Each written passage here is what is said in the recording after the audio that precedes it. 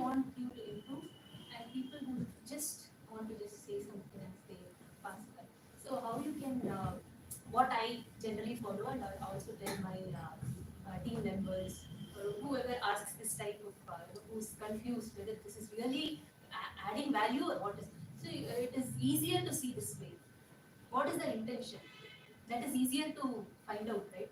Not very straightforward, but you can always find out what is your intention, whether you really want me to improve or you are just saying it that is pleasing you, so you want to say that is it makes you happy. Sometimes it makes you happy, right? To say something to someone like that. So there is a slight, there is a like pleasure in that. So people find pleasure in things like that. So I think looking at the intention of a person is very very important when you say, when you are open to even take that review from a person. I think that intention plays a role. Yeah, very nice. Because what Toastmaster Kavita there is 100% correct. Intention is what makes the ethics at the end of the day. We can, the person can look behavior wise. Sometimes they have a wrong behavior, or maybe shouting or yelling, or sometimes they'll be smiling also. They'll be very sweet to us, but they will not have a bad good intention. So at the end of the day, we should, like Toastmaster Kavita say, we should see the intention of the people rather than what they say. So next thing is, I just want our Toastmaster Lokesh also.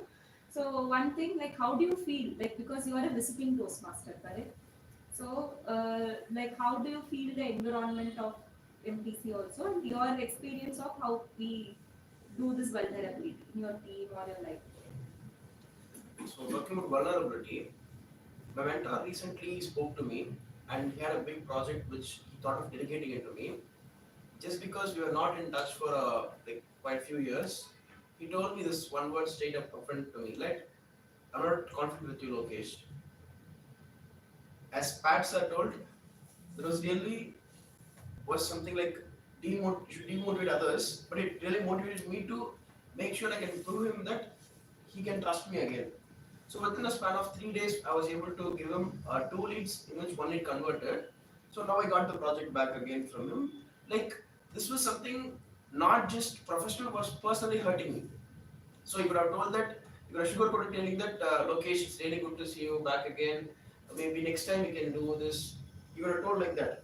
But he just told me to the point, he's not confident with me, which made me push myself and do the work for him. And now we are again working together. So had he sugarcoated it with the wrong intention as your intentions, I would have definitely been a comfort zone. Because comfort zone is a place where nothing grows. Similarly, when someone is pricing you so much, it means nothing is going to change. But if a person criticizes you and tells you what wrong you're making, it will definitely change. There's a good saying in Tamil that "Idipara illa yavara panan keduparanam kedu," which means if no one is there to say your mistakes, you will definitely fail. So I strongly believe that it's not about being demotivated when some people say what's wrong with you. Maybe there's two reasons. The first reason is that you're really wrong. Second reason is they're jealous. Both the ways it's good for you because when you're really wrong, you can correct the mistake. If they're jealous, you can be happy that you're growing. So that being told, I think whatever people do is what we can't change. But whatever they say, I can react to it in a different way. As a fresher, if you go into an organization, when someone criticizes me, the first thing I think is that, is it my fault, which can be corrected? If it's not my fault, I'm going to ignore it. So if, as a fresher, if this is going to be in my mind, I would definitely say this to my students and mentees. If someone is criticizing you, please take it, because there are two outcomes for it. Either you can grow or you can ignore. So that being told, I think everyone has got the freedom of speech, and we can't control them to be not offensive.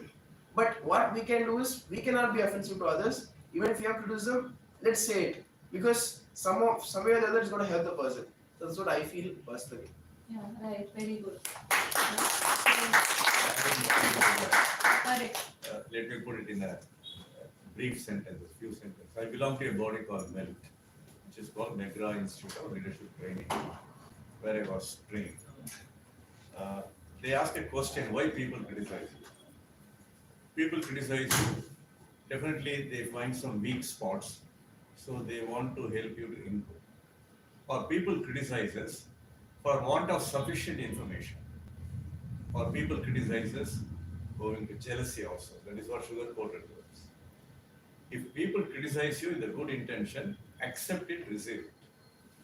If people criticize you with jealousy, then just kick it. And it is called a disguised compliment. Any criticism with jealousy is called a disguised compliment. Enjoy it, receive it, and enjoy it. Yeah, back to you. So to be in a very simple term, Parth sir and Lokesh is telling it is like a jackfruit, like the harsh words but sweetest intention that we have to take in consideration. And one more person is she is Sasindhu Satyanarayanan. I'm sure she has very good person to talk about the topic because she is worked as a volunteer for many women who's just been as a widow or someone, and so she knows very well about it now. So what is your point on it? If I am the team leader, suppose I am the team leader, if I am having a group of people where experienced and freshers are there, I keep my content very simple.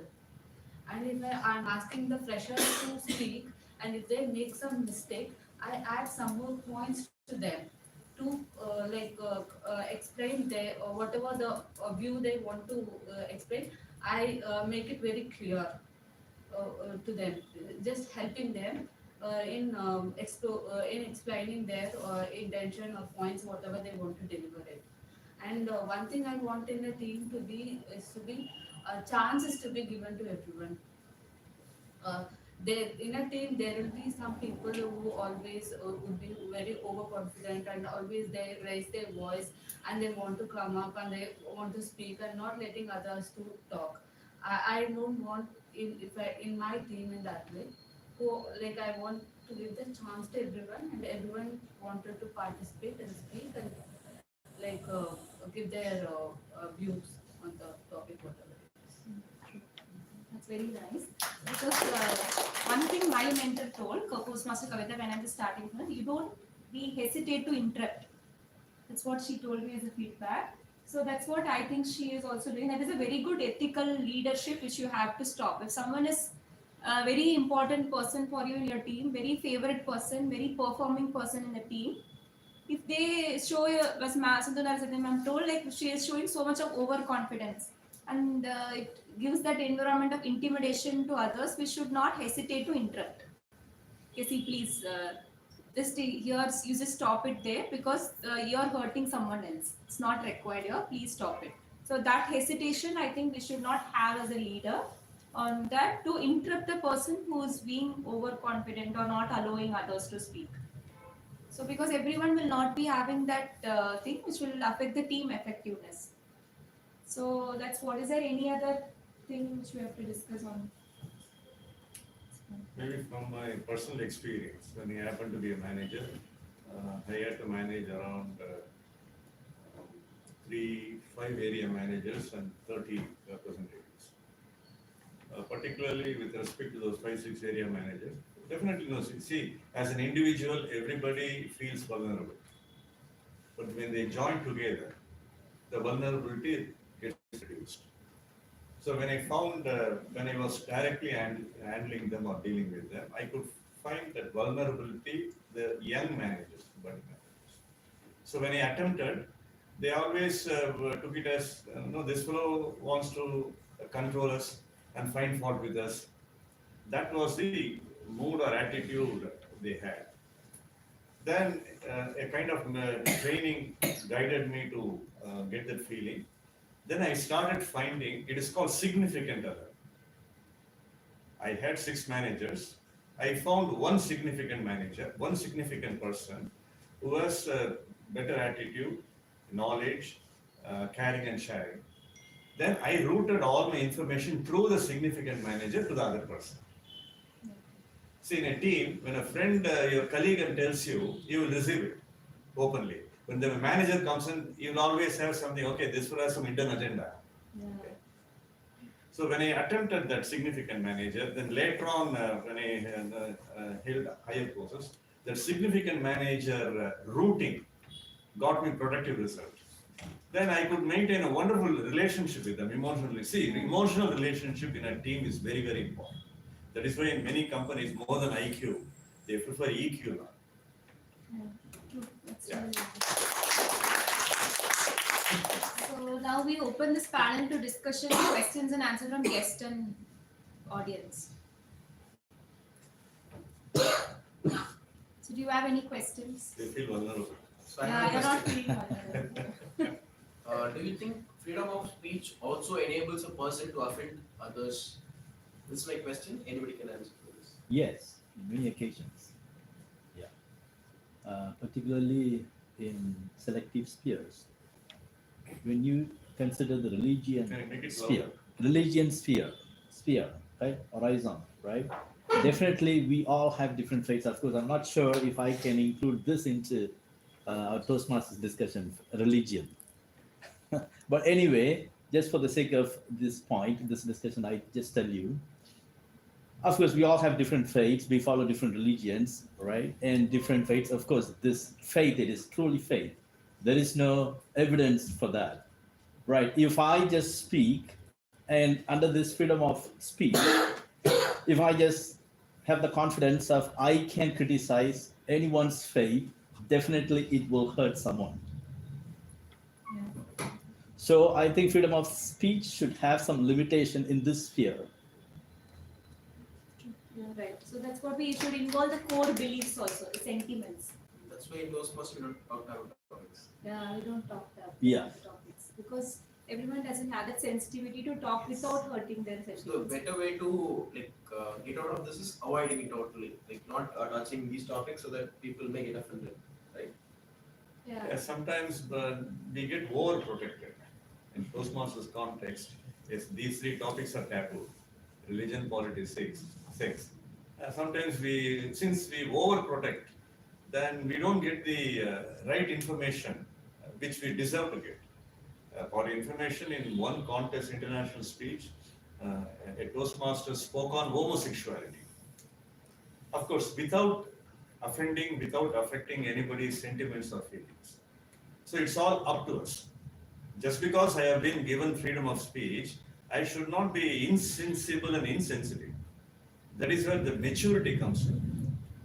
Probably if you can also promote along with that, giving that license to speak, at the same time, prepare a mindset and making them understand where I should not exceed my limit, then that is a better approach. Otherwise, overprotected means we lose something.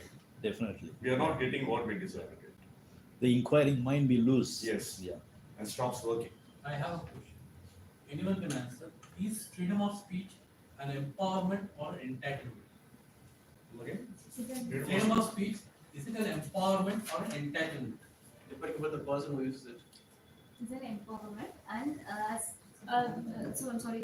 Karthik. As Karthik told, I think as a part of KSN or some ethical framework, if someone is using the freedom of speech in hurting someone way, you should go as a leader and tell them, see, whatever you spoke is not in a good intention, but you may not mean it.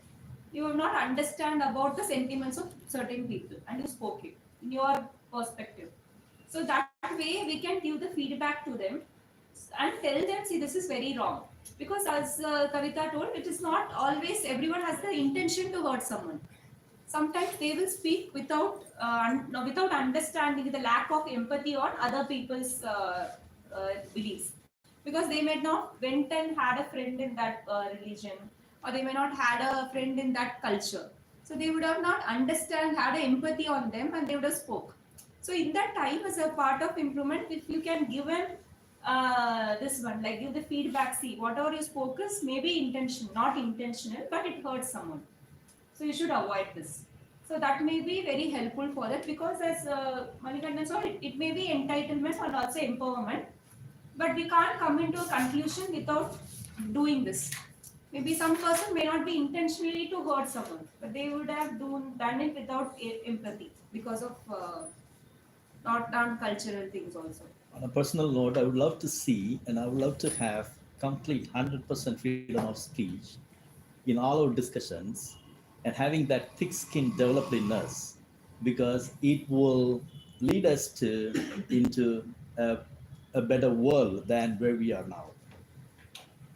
In your case, the moment we get empowerment, entitlement automatically follows. An example we have done, an example, olden days, 30, 40 years ago, daughter-in-law, mother-in-law.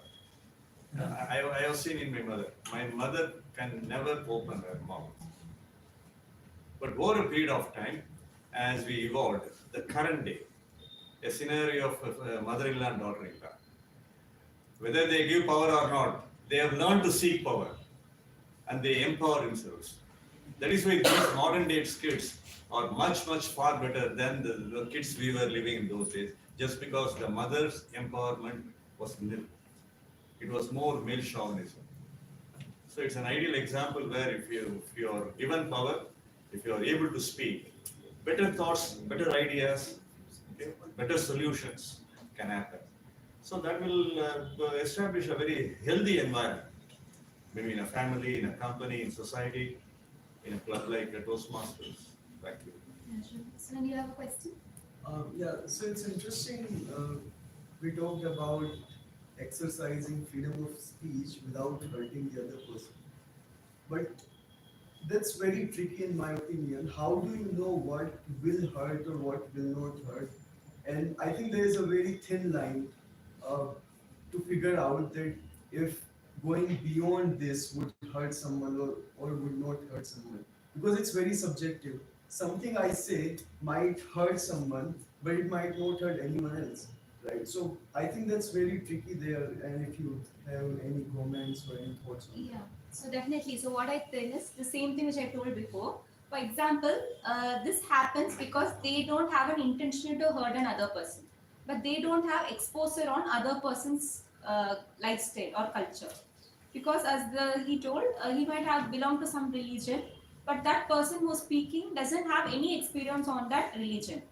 But when he might not have an intention to hurt the religion, but he would have spoke something that has hurt someone. But when someone is coming back and addressing, the person should take that and understand, okay, so this is something which has hurt them and we should not repeat it. So in that case, that would be a very healthy expression of healthy environment. Or in the same way, when the person comes and tells that, see, this is hurting me, and the past person starts like being insensitive, "Arey, what is there? For this you got hurt. You're being very sensitive. You're being so emotional. You're emotionally weak. All these things will make us an entitlement. That is what I think there's a thin line.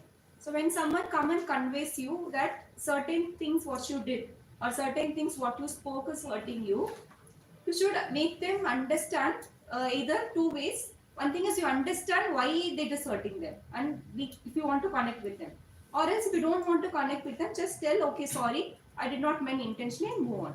But when this is called empowerment because they have their freedom of speech. But when it becomes like, I spoke something, why you are so weak to get hurt for this? That is where the entitlement comes.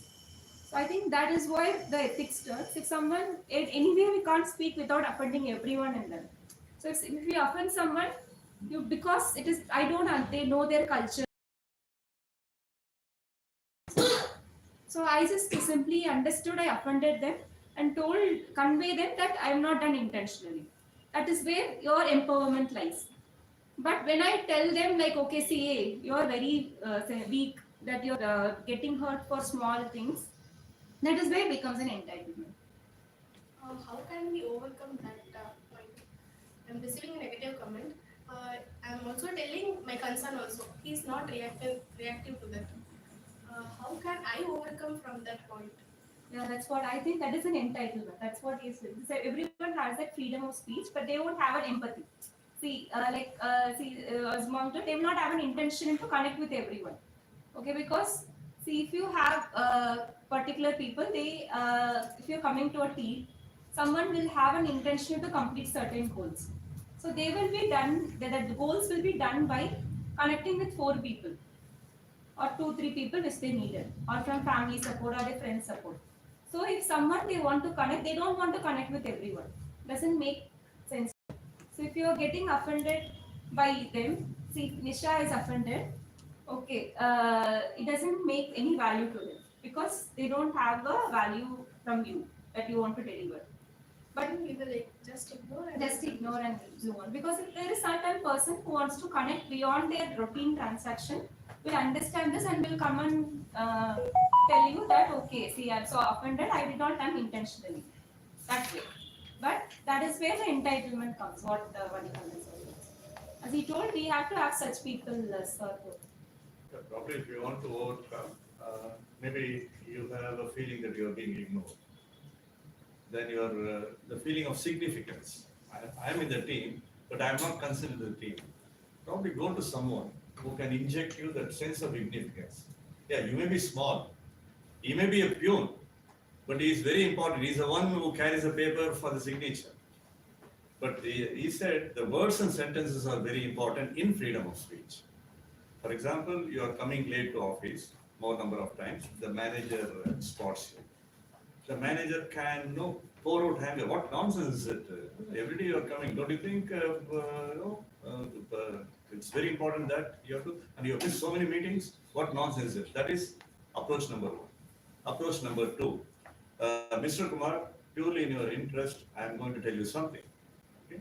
I want 2 minutes of your undivided attention. This is called pre-qualification. You build a platform and get a mindset. Don't you think punctuality is a good trait? You can't say no. You got to accept it.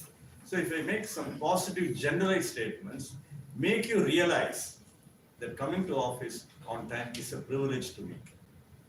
Same freedom of speech, the set of words and sentences, what you use. Let's go. But Shadow, that is there always. As we told, everyone will not have that empathy. So we have to create the self-worth. It will always hurt sometime, and we have to move on from that. If you get offended, I think again you can see the intention. There may be specific intentions why people make you feel like that in a specific way. They want to grow up the ladder. That's why they make you feel the same. There may be intentions like that, right? So, or there may be intentions where they are not even aware that you are getting offended. In that case, I think if you go and tell them, they have to accept it. They should at least say sorry. If they don't say that, it's okay. If they try to gaslight you, that's okay. Okay, that is their way of living, and it is fine. So being offended, what I see from my point of view is from the person who receives it.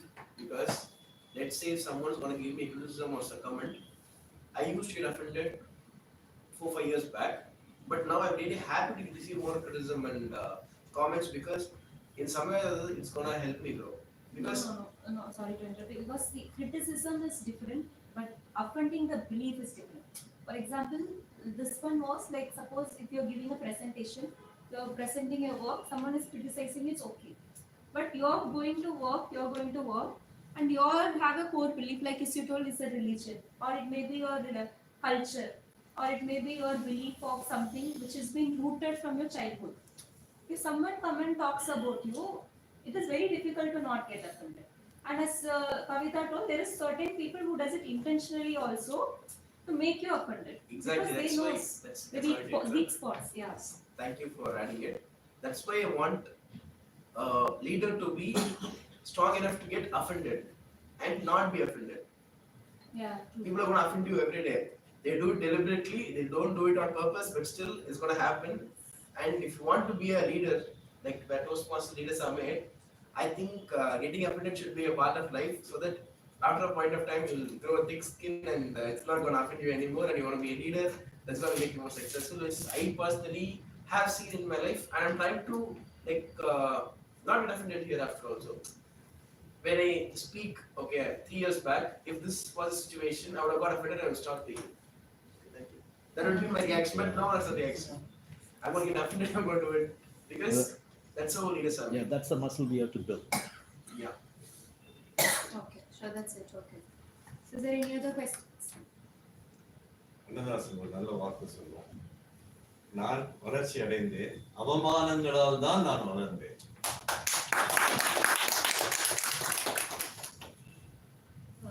I have one point. In organization, if you are getting offended, for example, you'll be working in an organization for more than 4 to 5 years with the same team or the same people around. So we'll have to learn the forgiveness. Yeah. Like forgiving others and forgiving yourself. So you will be peace at your work and you can concentrate on your work. Otherwise, you will be always your mind will be like this person had offended me. Like you are not like you always be that hate atmosphere will be created. So one thing we have to learn is that forgiving others and forgiving ourselves and accepting it and growing up and concentrating on our self growth. That is very important in organization. It is why many The organizations, question is, how do we? earlier Sorry, they were take it. hesitant, but they invest a lot of money on emotional intelligence training. Not only for the lead, I mean equally for the leaders also.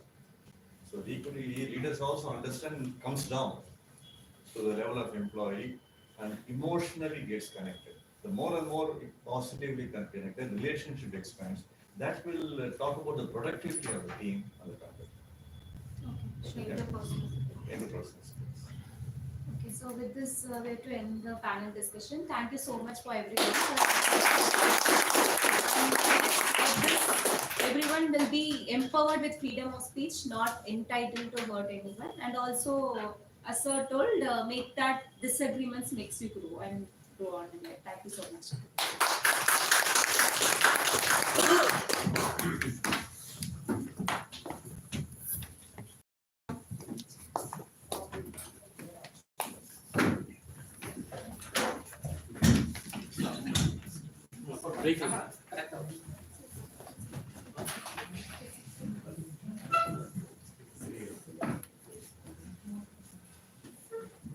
There was a wonderful panel discussion. Great panelists, diverse age groups, and again put our hands together for all the panelists, also who has conducted the panel. Now, coming back to our theme, which I want to discuss, I think we have sufficient time left, I guess so. How do Mumbai Dabbawala work? So, the Mumbai Suburban Railway, one of the most complex, vast, and mainly used urban commuter lines worldwide. Every day, a Dabba reaches the destination after passing through several hands. In the morning, a Dabbawala picks it up from the customer's home and goes to the nearest railway station. Then it is sorted out, put in a wooden car as per its destination. Once it reaches the nearest station, it is sorted and assigned to another Dabbawala, who delivers it to the office before lunchtime. And once the lunchtime is over, the process runs the other way around, and the Dabba reaches the customer's home. So the use of a trick to avoid confusion about which Dabba belongs to whom. They follow a coding system. We have a GPS nowadays, but then because people are very poorly educated, and it's very difficult to have a list of address to each and every individual. So they follow a proper coding system. The lists of the dabbas are labeled with numbers, letters, symbols, indicating where they come and where they should be delivered. The Mumbai Dabbawalas is famous for that punctuality, and that mission statement since the day started operation has been always deliver on time. Dabbawalas have just 40 seconds, 20 to 40 seconds. And if you have seen, if you have visited, I'm sure many of us would have been visiting the Bombay train, local train, where it's very difficult to get inside the train actually. The only way of getting inside the train is to stand in between, people will take you inside. Honestly. Yes, yes. And even if you have to get down, you just have to stand in between. People will take you outside. So people you have to just stand in a particular way where it's become more effortless for you to travel. The only difficult you may find it is inside the compartment. So such is the case of Mumbai local trains. Between 20 to 40 seconds, these guys do a remarkable job. They take the crate inside, they hand it to several dabbawalas, and they can also take the crate outside. So that's how the efficiency they have been done. Now, since I think we've almost done with the first segment, let's have 15 minutes break. 5 minutes? 10 minutes. So let's have 10 minutes break, and then we'll move on to the second segment after that. Okay? Thank you.